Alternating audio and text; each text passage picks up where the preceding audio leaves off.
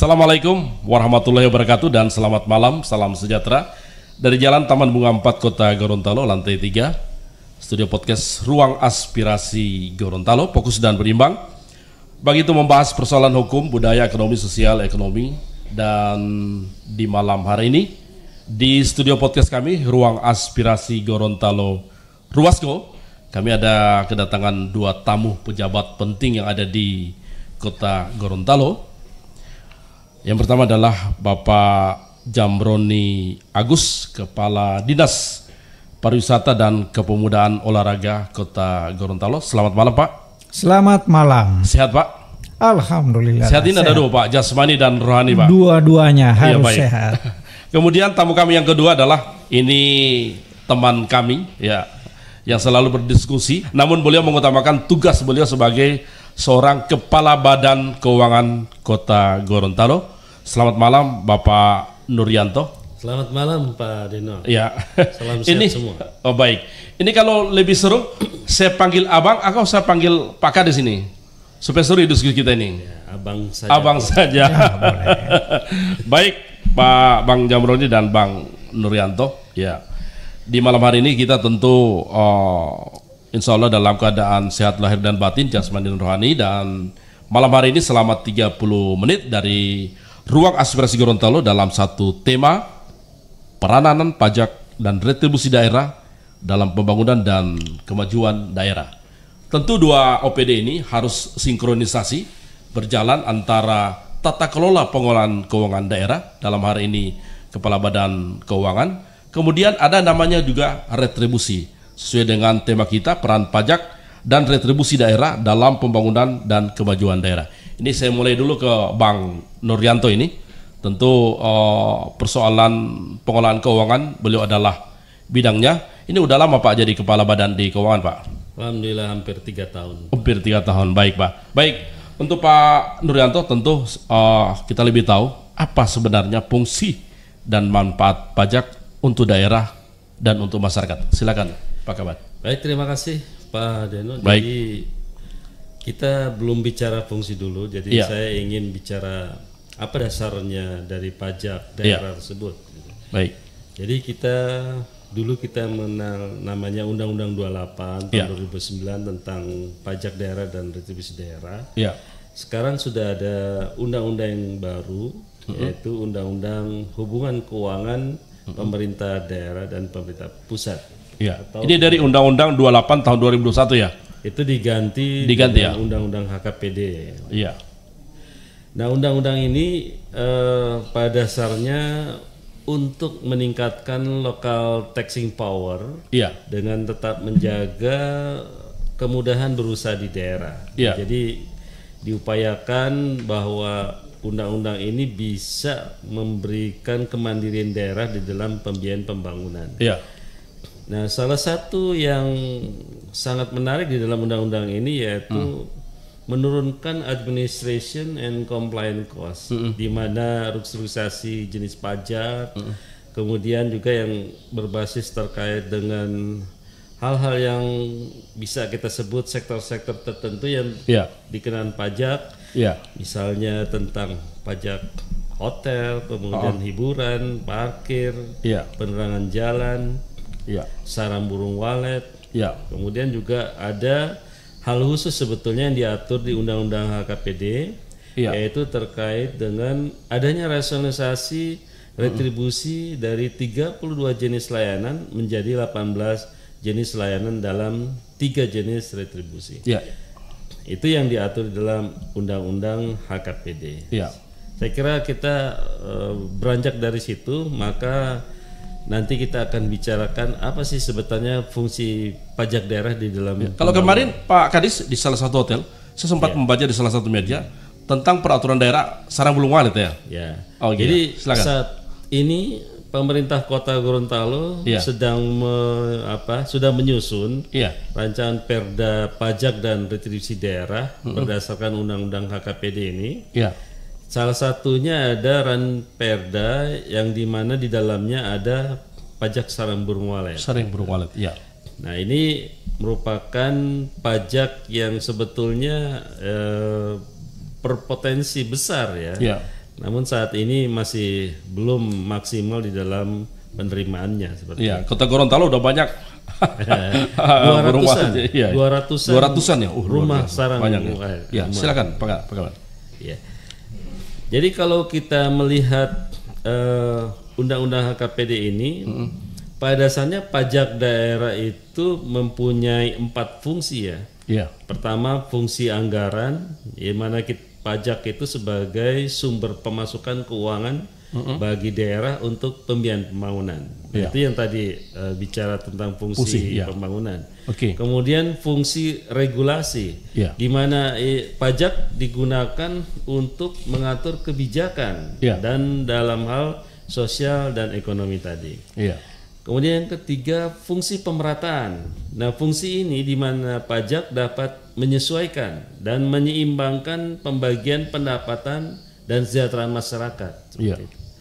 Yang terakhir yaitu fungsi stabilisasi, di mana pajak dapat digunakan juga untuk menstabilkan kondisi perekonomian di daerah. Seperti Iya. Jadi ada 4 fungsi ya Pak? ya, ada 4 fungsi utama seperti itu, Pak. Iya. Baik. Silakan Pak Kaban.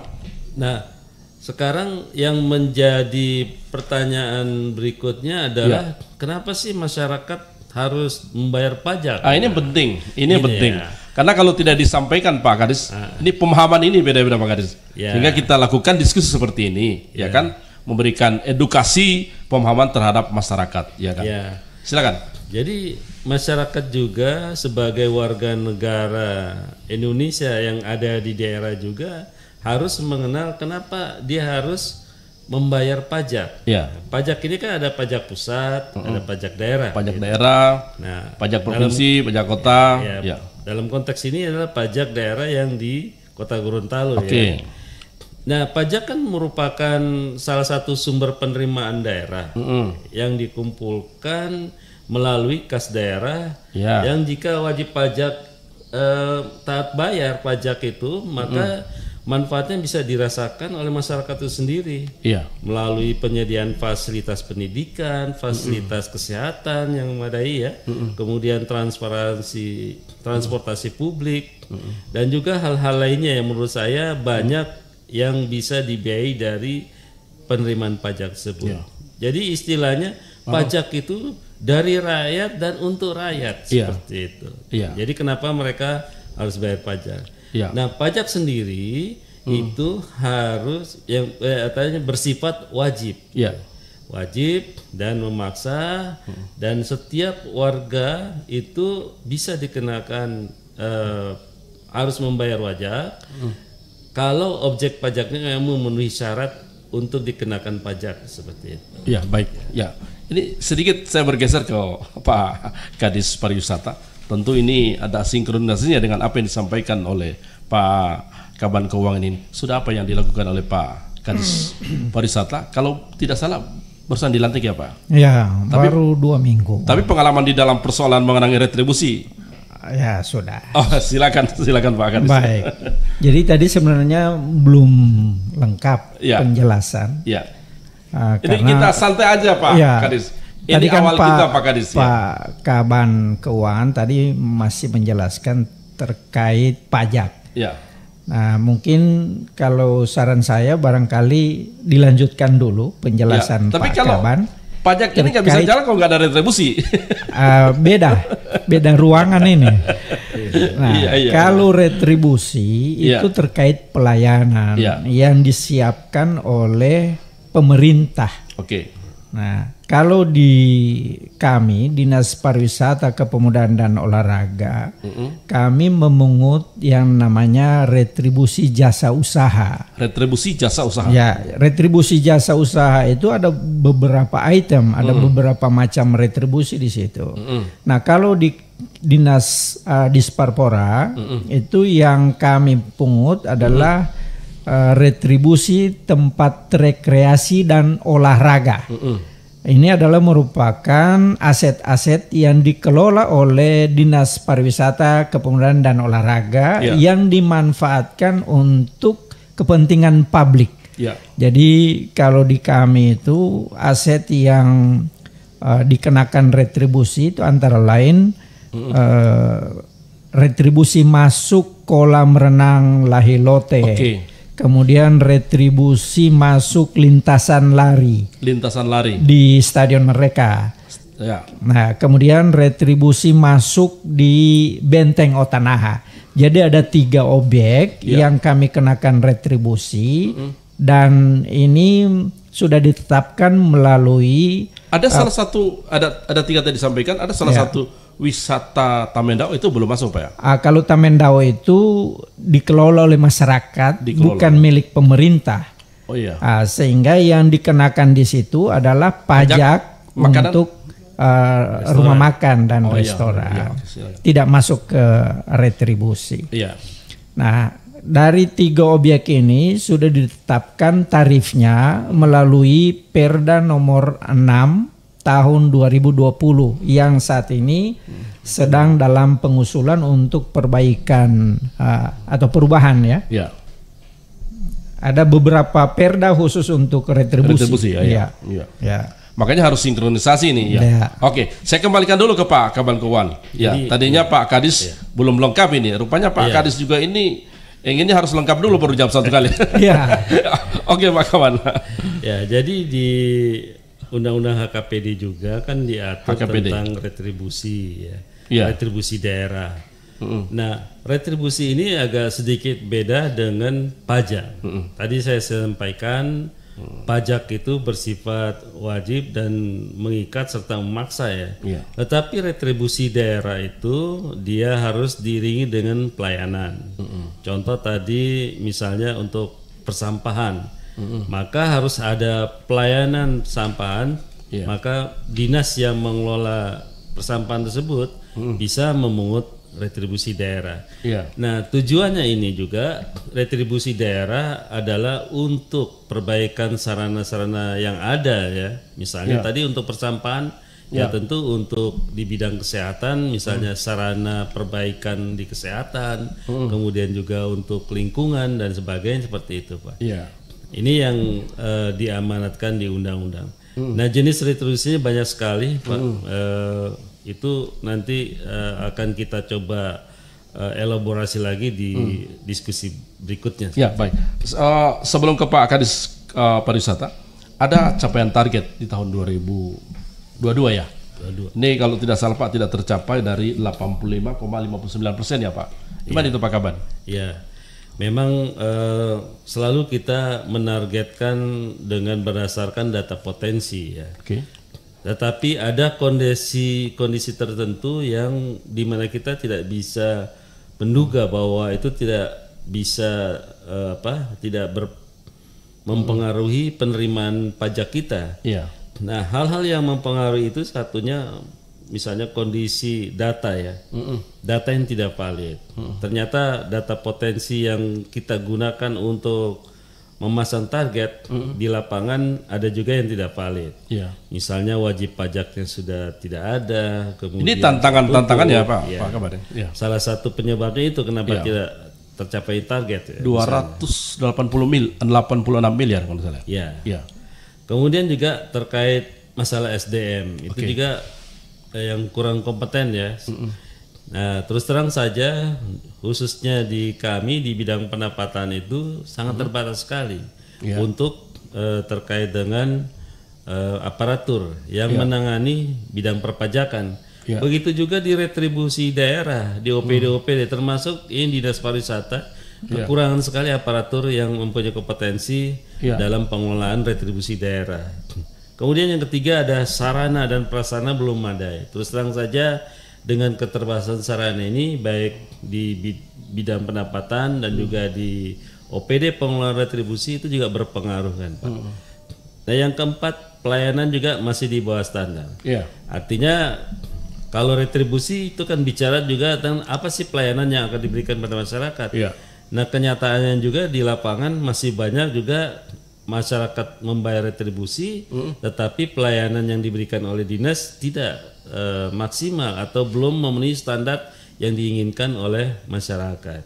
Yang terakhir adalah tingkat kepatuhan, kepatuhan masyarakat yang masih rendah.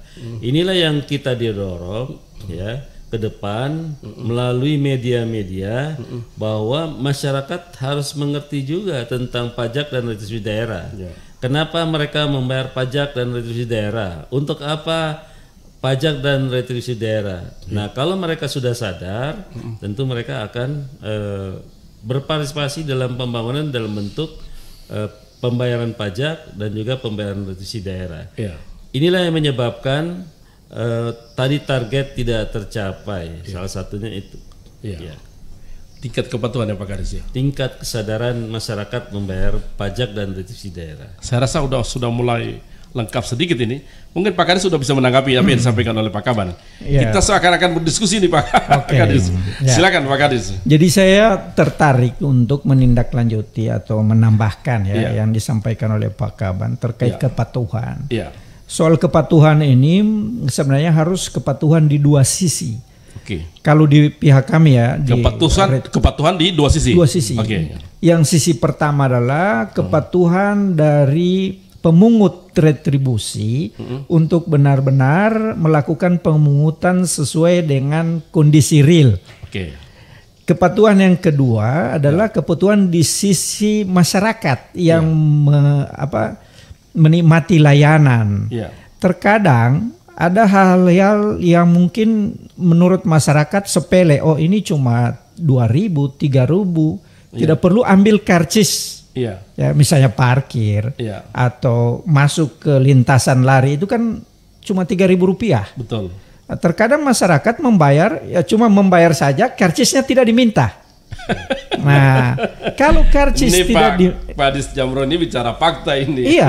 Saya harus melihat dari dua sisi. Betul. Jadi sisi kepatuhan dari aparat dan sisi kepatuhan dari masyarakat juga. Masyarakat kadang kasih yang 3.000. Tapi kalau ada 100 orang yang kasih yang seperti itu, akhirnya itu dana tidak masuk ke kas daerah.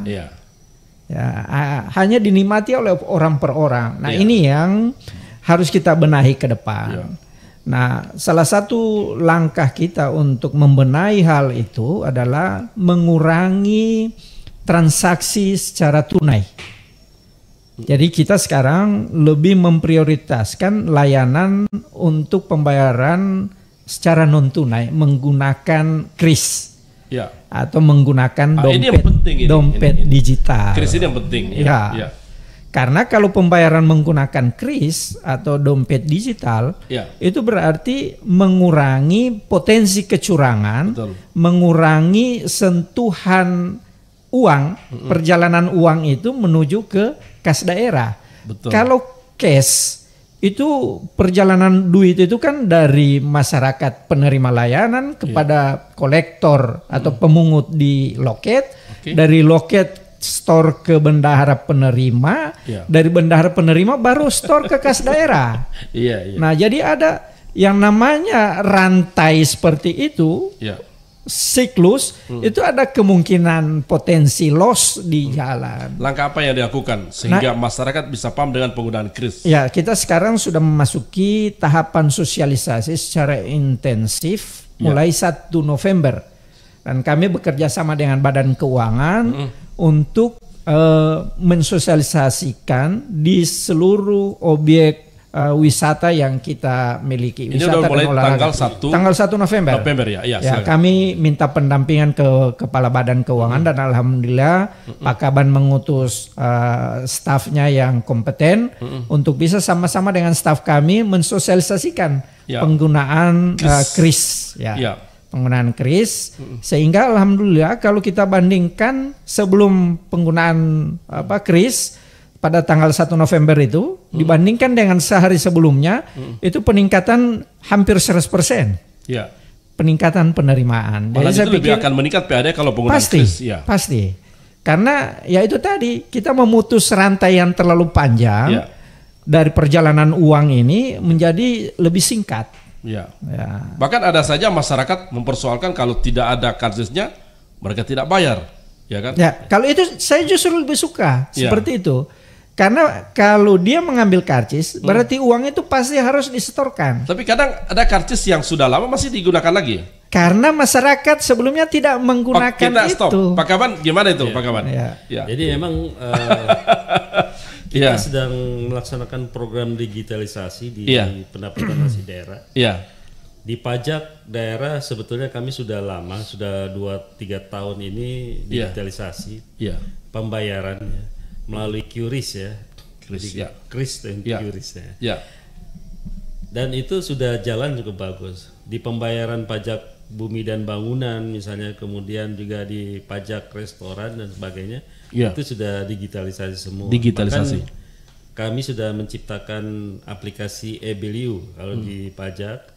eBilu ini aplikasi yang bisa real time, dia bisa melakukan proses pembayaran pajak seperti itu. Nah, kalau di beberapa retribusi daerah yang sudah melakukan digitalisasi di retribusi sampah, kemudian retribusi rumah susun itu ya di Bulide, kemudian di juga Bulide. beberapa retribusi lainnya. Ya. Nah, ini Dinas Pariwisata sudah mulai dengan penggunaan QRIS untuk retribusi di kolam renang, kemudian di GOR dan sebagainya.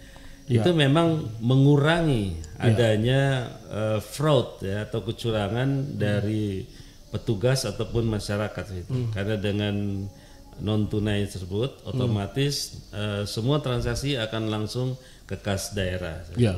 Sehingga tercapai harapan Pak Kadis Pariwisata tadi itu, kan? Dan tidak akan ada polemik pertanyaan ABCD di tingkat masyarakat ya. Mungkin ditanggapi lagi Pak Kadis apa yang disampaikan oleh Pak Kaban tadi. Iya, jadi penggunaan QRIS ini insya Allah akan kita maksimalkan di 2024. 2023 ini sampai akhir Desember kita rencananya tetap masih dalam tahapan sosialisasi, jadi tetap masih menerima pembayaran secara tunai. Tetapi pengawasannya yang ditingkatkan. Karena tingkat kepatuhan itu yang harus karena sekarang ini banyak juga masyarakat yang belum memiliki fasilitas untuk transaksi secara non tunai tadi, dan ini yang kita lakukan sosialisasi. Ke depan insya Allah kalau perda baru ini sudah ditetapkan, ini akan ada beberapa strategi lagi. Contohnya misalnya kita akan membuat karcis terusan. Seharusnya teman-teman di DPR mempercepat tentang perubahan perda ini ya. Sudah. Sekarang dievaluasi. Sementara evaluasi. Baik, silakan. Jadi misalnya di kolam renang dan di lintasan lari itu kita akan menggunakan karcis terusan. Kadang orang kan maunya, saya karena hampir setiap hari lari, jadi maunya satu kali bayar saya supaya tidak repot-repot membayar. Nah, dan ini memang juga di situ ada yang pagi, terus dia lagi datang sore ya, gitu ya?